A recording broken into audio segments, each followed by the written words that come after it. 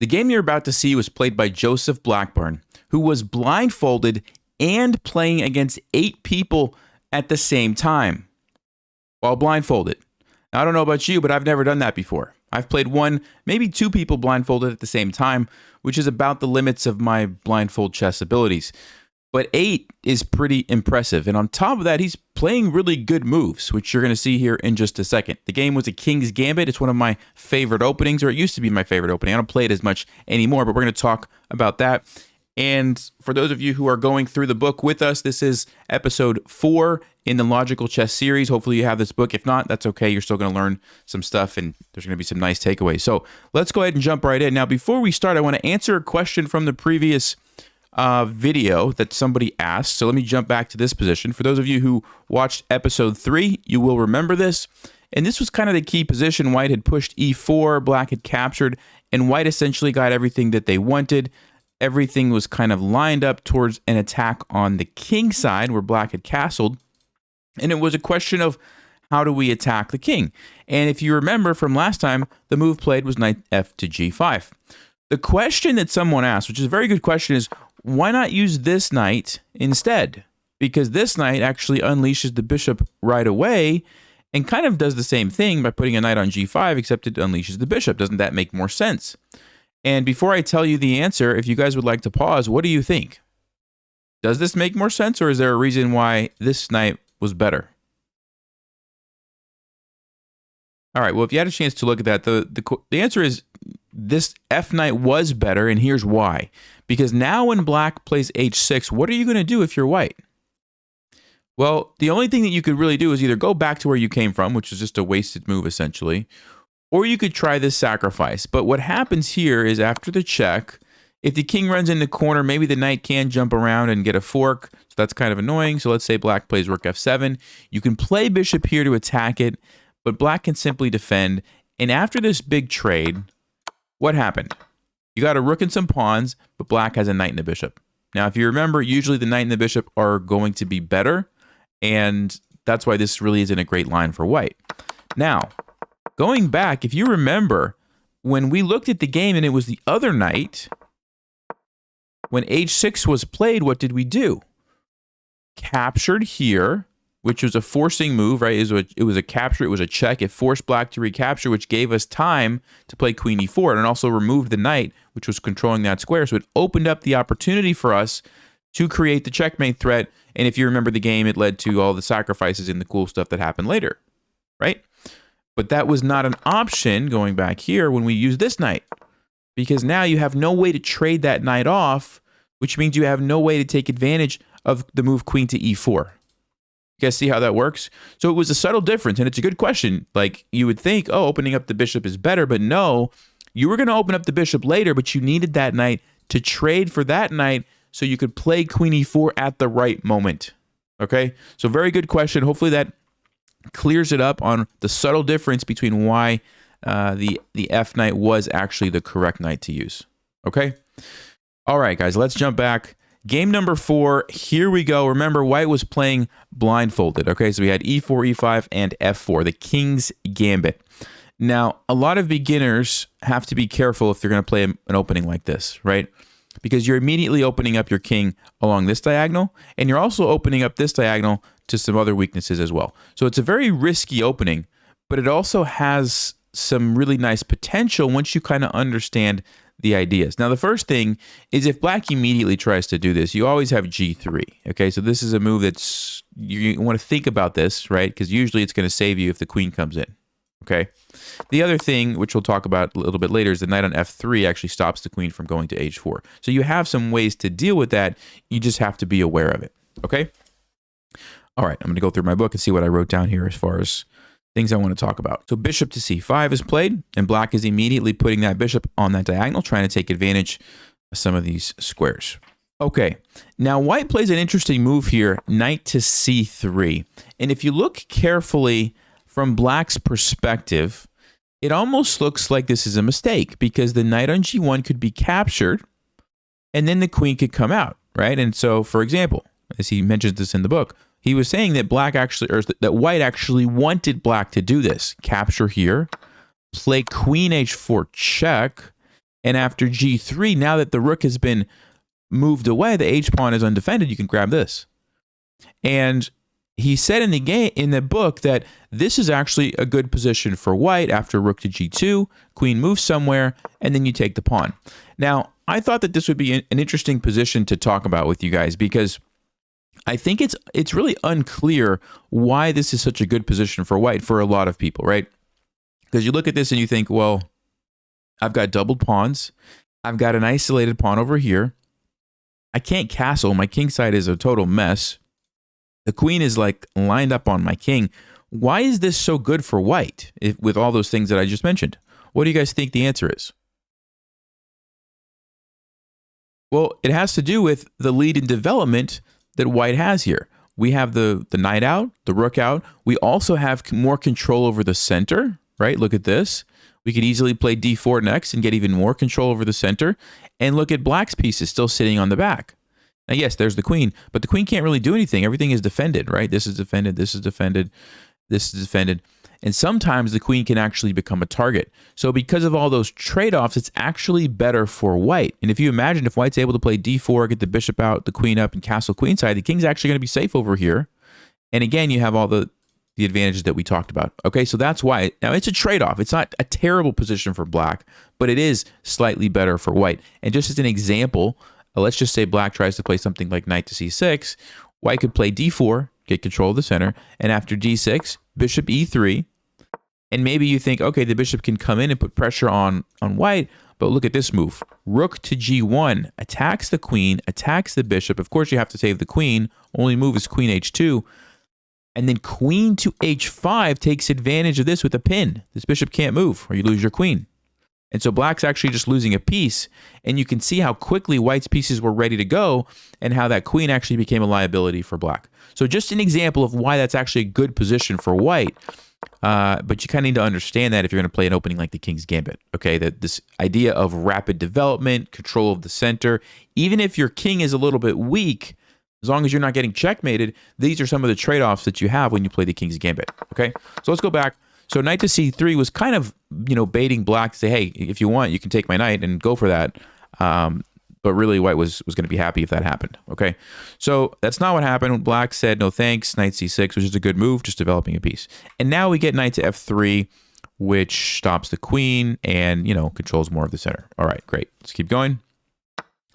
So black captures here, and I thought this was interesting because there was a quote here that the book said from Tarash, who said, he considered a move such as the one just made by black a worse offense than an outright blunder, such as leaving a piece and pre. This is interesting. He's basically saying, allowing white to play d4 after doing this, gain a tempo, get complete control over the center. He's saying that's worse than if black would have just blundered a piece, which is kind of wild when you think about it. And I don't think that's totally correct, but I think it makes a good point.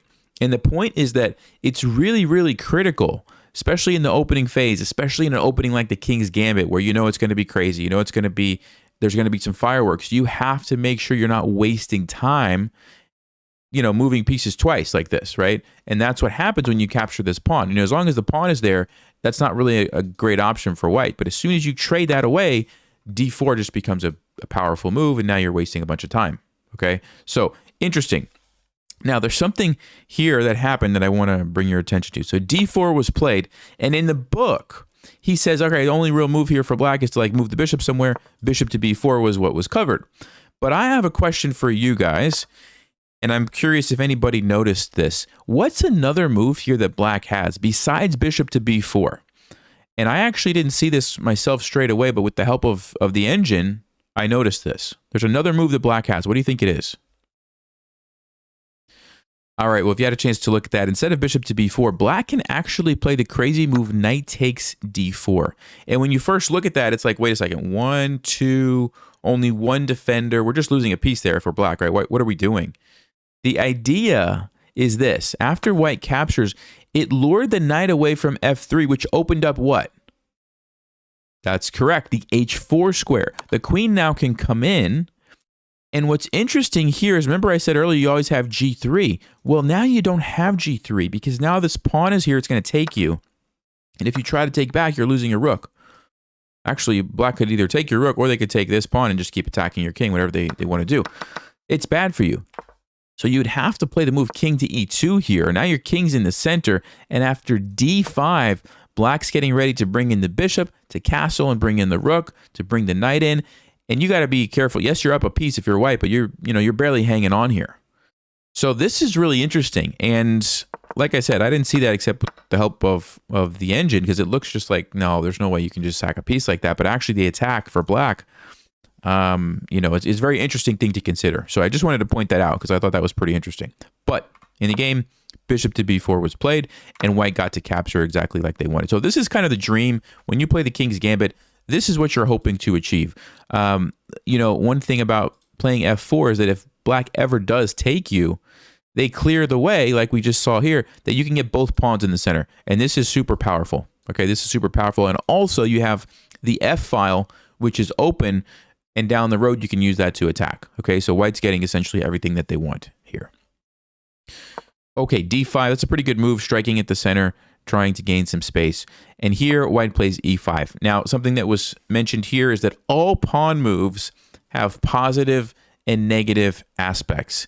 And that's a good point, because right here, you're blocking your bishop. That's a negative aspect. You're taking away this square for your knight to jump in, or for your bishop to jump in. That's a negative aspect. You're giving up the opportunity to take here and open up the e-file if you want. That might be a positive or a negative aspect.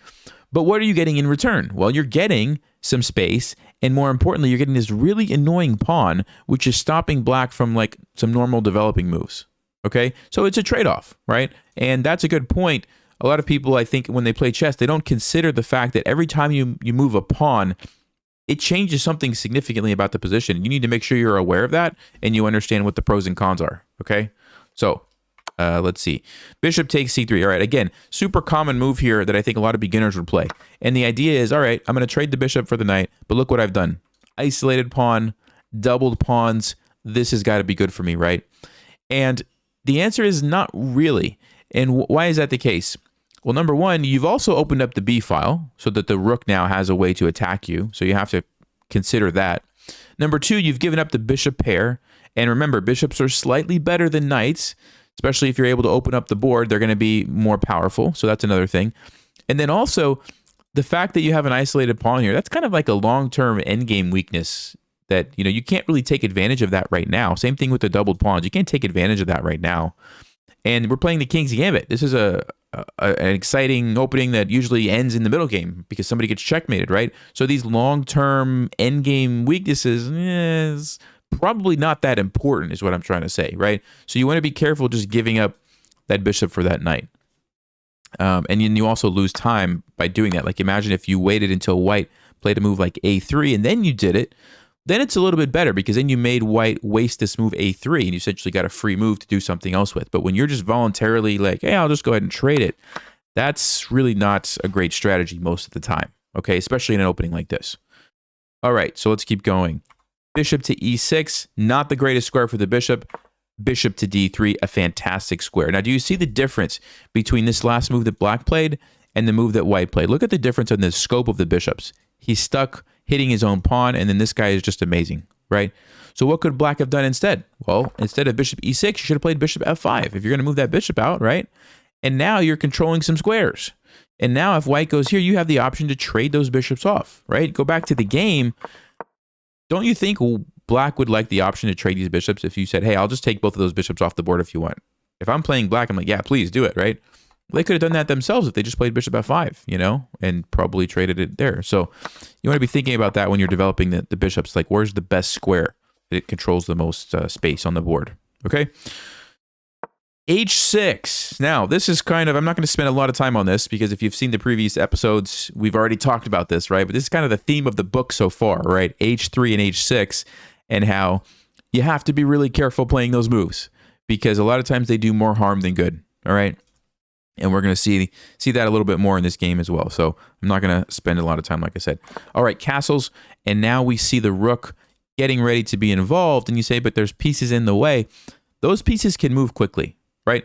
And this is a key difference. If there's a pawn on f2 blocking the rook, that's not easy to get rid of that pawn, right? Because pawns move forward. And the only way you could get rid of it is if somehow you were able to trade something off to open up the rook. But pieces can move very easily. I can just move my bishop, I can just move my knight somewhere, and then all of a sudden the rook is involved, okay? So that's a different story there. Pawns versus pieces.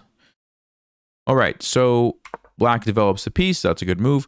Rook to b1. Remember we talked about it earlier. This was a trade-off that black had to make when they took this knight here, right? It allows the rook to become part of the game and attack the black pieces over there. So he mentioned something here that was really good. He said, make the moves that conform with the requirements of the position, and you will be suitably rewarded. And what he's saying is, like, sometimes it's not about these super complicated tactics, these 15-move plans where you're thinking so far ahead. Like, sometimes it's just like, just look at the position, and what do you think is a good move that needs to be played? That's one of these moves right here, right? Like, yeah, rook to b1. It's rooks belong on open files. It's attacking a weak pawn. The rook's not doing anything over here anyway. You don't need it to defend that pawn. This is a very simple, very solid, very good move. Just play it and see what happens. And in this case, black plays b6, and you might say, well, that was a wasted move. I didn't do anything. Look at this pawn. I'm not going to do anything. But actually, remember what we talked about earlier. Every time a pawn is moved, it creates weaknesses. These light squares now are weak. And you might not think that means anything, but let's just keep going through the game, and you're going to see it actually does, right? All right, so b6 is played, and queen to d2. Okay, this is usually pretty good. After you develop your pieces, connecting your rooks is always a good place to go next. And black castles. Now, we've seen this before, right, in this series, where black castles into it. And again, I'm just going to reiterate what I said last time, or a couple times, I can't remember which video it was, but don't castle into a direction where your opponent's pieces are just lined up and waiting for you, right? That's like one of the worst things that you can do. Believe it or not, black's position is actually not that bad here, as long as they don't castle. If they play a move like queen d7, queen c8, bishop f5 even, to trade these off now that you have the knight supporting, any of those moves would be totally fine. Castling is the move that essentially loses the game for black. It's a huge mistake. If you would like to pause, here's a good moment. How did white continue the attack, or I should say start an attack from this position? All right, if you had a chance to look at that, it's bishop takes h6. And it's pretty obvious why this is a good move, right? And by the way, I want to mention, even if you didn't calculate a checkmate from here, just the principle of, okay, I can get 2 pawns for a piece, and my queen is in front of the king. I have an immediate checkmate threat. I have some very simple moves to follow up, like knight g5 and rook f3 to come over here. Is that worth sacking a piece for 2 pawns? Absolutely. I can immediately make that decision and know that, like, probably 9 out of 10 times it's going to be the correct decision. Now, if you want to calculate some more, that's fine. But like what I'm saying is, even if you're a beginner or an intermediate player, you can play a move like this without all the complicated analysis that goes along with it, just on a matter of principle of like, look, I'm opening up the opponent's king. It's going to give me a chance to checkmate. They might make a mistake. It's worth it. I'm going to do it. Okay. So super obvious sacrifice there. Definitely a good decision. Let's keep going and see how this game finished out. So black plays the move knight to g6, and black played knight to g6, but this is a kind of a good exercise for you guys. Oops, that's not the color I wanted. What other defensive moves could black have tried here? This is kind of good practice, because sometimes you look at a position like this and you're like, well, there's checkmate, only move, knight to g6 to block it, that's it. But actually that's not true. What do you guys think? What are some other options? All right, well, if you had a chance to look at that, there's actually knight to f5 that you would want to consider as a defensive move for black. Bishop to f5, blocking the bishop that way. There's also the move pawn to f5. And there's also this move rook to e8, which the idea of rook e8 is that if you go for this checkmate and you think that it's checkmate, it's not. There's knight to g8, and now the king is actually going to run away and potentially escape over to the other side of the board, which is not what you want, right? So these are moves that you would want to consider, and make sure you kind of look through those once you get to this position. And here's what I mean. Like earlier I said you didn't have to calculate. What I would do is I would sacrifice the bishop, and then now, depending on what black plays, like let's say black does choose rook to e8, now is when I would calculate. Sorry about that. stock market is open. Anyway, wow, that just totally threw me off track. Right. So here is where I would start calculating, right? Because now you actually do need to like find a checkmate. And so if you guys want to pause, what do you think the continuation is here? Or if you had a chance to look at that, the move is bishop to h7 check. This is a pretty common pattern when you have the queen and the bishop. A lot of times if you start with the queen, it does allow the king the option to run away, which we saw, right? But if you start with the bishop, the queen stays guarding the escape route, and it forces the king into the corner and also sets up a discover check with the bishop. And then you can just drop back, and now your pieces are in a better position to attack the king, okay? And in this case, you can go queen h7 check. Then you need to bring in another piece. There's a thread here. There's a thread here. There's too many threads. And black, like for example, if they take here, you can simply take here, get rid of the bishop, and then the queen comes in for checkmate as an example. So a little bit complicated there at the end. You would have to spend some time to find that, but that's how you would do it, okay? And for the sake of time, I'm not going to go through all of the other options, but just know black could have played bishop f5, could have played knight f5, and could have played f5. And for those of you who have the book, I believe he covers those solutions in the book, okay? So, but we're going to go ahead and continue with the game here with knight to g6, which is what was played. All right, so if you would like to pause, what do you think a good follow-up move is here? All right, you had a chance to look at that. The move that was played is knight to g5. Now, some of you are probably tempted to take this knight, and there's nothing wrong with that. This is a good move. Takes with the check. You can grab the bishop if you want. That's totally fine. But knight to g5 is just a better way to do it. It's like, hey, I'm just going to bring in another piece, threaten that checkmate again from a different way, and now black really has no way to stop it. That's why this is so much more powerful. And by the way, there's some lines here that I should mention. Let me see. Well, basically what I was going to say is like some of these lines, you'll notice that takes. You'll notice that the knight over here is a problem for black because of the rook to b1 move. Okay, that's the key point. And that b6 move, which you felt like, okay, there's nothing wrong with that. Well, actually, no, now you can see the problem. The knight's weak, and there were some lines. I think I didn't show you the exact line I was going to look at, but there's some lines where that knight just becomes a problem. That's what I was going to show you, okay? So, knight to g5, it's a killer move. There's really not much for black to do. They try rook to e8, and if you would like to pause, there's a nice finish. There's quite a few different ways you could finish off the game, but if you would like to try to pause and try to find one, what do you think it is? All right, if you had a chance to look at that, the move is rook takes f7. And basically, you know, again, black was trying to run away. If you play check, he was going to try to run like this. And so by playing rook takes f7 straight away, you stop that. And if the bishop takes you, you simply have checkmate. Okay? So super nice game. Remember, white was playing this blindfolded and playing 8 people at the same time and still was able to find these nice little tactics. And that being said, you know, he probably didn't have to calculate too much. Like I said, he played, I'm guarantee you, he played bishop takes h6 without even thinking, you know? And then the rest kind of just figured itself out depending on what black did, right? This was not that hard of a move to find now. Knight g5, rook takes f7.